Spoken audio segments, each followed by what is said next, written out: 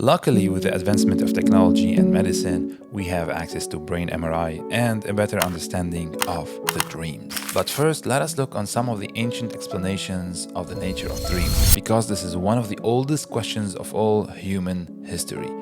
Where do dreams come from? The ancient Egyptians believed that dreams were sent from above, from the gods. So as the Greeks believed that dreams also had some heavenly connection, they were like a visit from the gods. Aristotle was an exception to all of these theories. He dismissed the idea of dreams being heavenly directed. He thought more of a self-experienced belief that dreams have their origin from recent waking events. But one person made a huge impact on all the science of dreaming is Freud. In 1899, in his book The Interpretation of Dreams, he states, "The dream emerged from the brain." Of course, now this is obvious nowadays, but back then, that was a statement. He believed that dreams come from the unconscious wishes that one desires. This is why he called the dreams as repressed desires. Until now, we could not prove him wrong, but we cannot prove him right. This is why Freud still casts his shadow on the research of dreaming.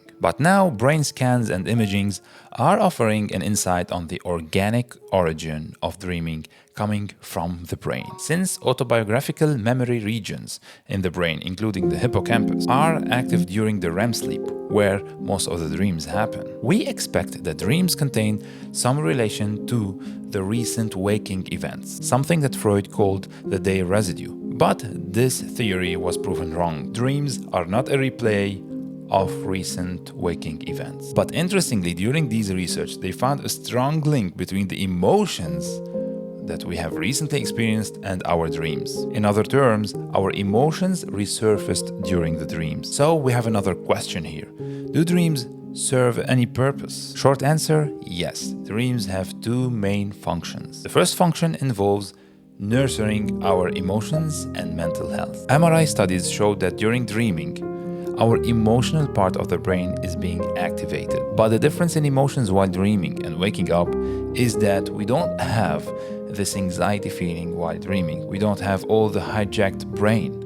So our brain deals with emotions in a healthier and calmer environment. So this translates into us being more able to apprehend our emotions and deal with them in a healthier way. And this is why many of the times when we wake up after a good night's sleep, we feel in a lighter mood. We feel much better, as if we had a mini psychotherapy while we were asleep. And this is an additional reason why a healthy sleeping schedule is a must for a healthy mental health. And the second function of the dream is problem solving and creativity. I will not dwell too much on that one. It's somehow obvious. But our brain when we sleep, especially when we are dreaming, is still so much active. But the sweet thing about it is that the type of activity is different than from being awake. Your brain is still processing info and still trying to solve problems that you had during your day, but that time it is tackling it from a different angle, a different perspective. And no surprise that many times when we wake up,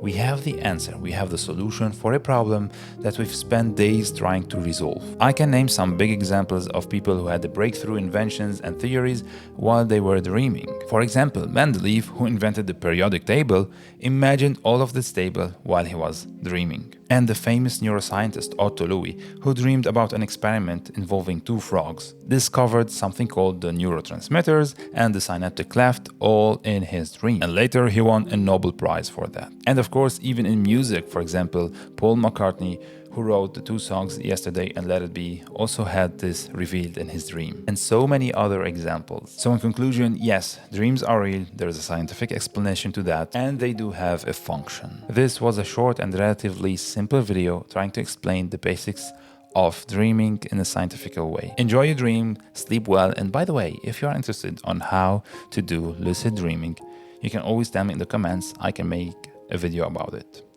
See you next time.